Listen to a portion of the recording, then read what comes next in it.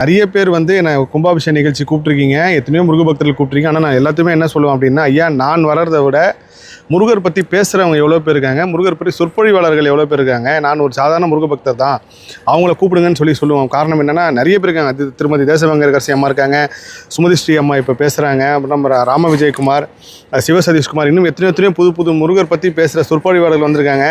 அவங்கள கூப்பிடுங்க. இது வந்து இந்த ஒரு வேண்டுகோள் காணொலியாக கூட நீங்கள் எடுத்துக்கலாம். இந்த மாதிரி கும்பாபிஷேகம், முருகர் கோயில் சம்மந்தப்பட்ட கும்பாபிஷேகம் நடத்துகிறப்போ இசை கச்சேரி வைக்கிறது வந்து முக்கியத்துவமான வாய்ந்தது தான். அதே சமயத்தில் இவரோட சொற்பொழிவு வச்சிங்கன்னா இன்னும் ரொம்ப சிறப்பாக இருக்கும். நான்லாம் வந்து முருக பக்தர்களை சந்திப்பேன், அவ்வளோதான். பட் இவங்களாம் வந்து பேசினாங்கன்னா முருகரே வந்து கேட்பார். அப்பேற்பட்ட அபரிவிதமான பேச்சாளர்கள், அவங்களாம் அழைக்கணும்னு சொல்லி நிறைய விஷயம் தவிர்த்துருவேன். நான் வந்து கும்பாபிஷேகத்துக்கு வரலன்னு சொல்லிடுவேன். அப்படி ஒரு சமயத்தில் தான் வந்து திரு செந்தில்குமார் அவர்கள் வந்து என்னை தொடர்பு கொண்டு இந்த கோயில் நிகழ்ச்சி கூப்பிட்டாரு. நான் முதல்ல மறுத்துட்டேன். ஐயா என்னை கூப்பிட்றதோட இவங்களை கூப்பிடுங்க, இது வந்து பெரிய உங்களுக்கு புண்ணியமாக போகும், நான் வந்து என்ன பண்ண போகிறேன் அப்படின்னு சொல்லி சொன்னேன்னு. இல்லைங்க, உங்களை கூப்பிடணும்னு உத்தரவு கிடச்சிருக்கு, நீங்கள் முருகர்கிட்ட உத்தரவு கேளுங்க, முருகர் உத்தரவு கொடுத்தாருன்னா வாங்க அப்படின்னு சொல்லி சொன்னார். நான் முதல்ல வந்து மறுத்தேன். இல்லை, நான் உத்தரவுலாம் கேட்கலைங்க, நான் வரல, நீங்கள் சிறப்பாக பண்ணுங்க அப்படின்னு சொல்லியிருந்தேன்.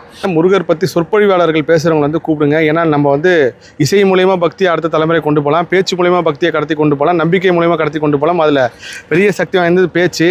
நீங்கள் இந்த பேச்சை வந்து இவங்களாம் பேசுகிறது வந்து கேட்குறப்போ உங்கள் குடும்பம், குழந்தைங்க, சின்ன சின்ன பசங்களோட வந்து கேட்குறப்போ அவங்களுக்கும் முருக பக்தி வந்து மிகப்பெரிய அளவுக்கு அவங்க ரத்தத்தில் ஊடுருவி சென்று அடுத்த தலைமுறையும் முருக பக்தியாகவே வந்து முருக சக்தியாகவே இருப்பாங்கன்றது வந்து என்னோடய நம்பிக்கை. இந்த காணொலி பார்க்குறவங்க உலகத்தில் எந்த மூலையில் கும்பாபிஷேக நிகழ்ச்சி நடந்தாலும் இந்த மாதிரி முருகர் பற்றி பேசுகிறவங்களை கூப்பிட்டு பேசுகிறவங்கிறது என்னோடய தாழ்மையான வேண்டுகோள்.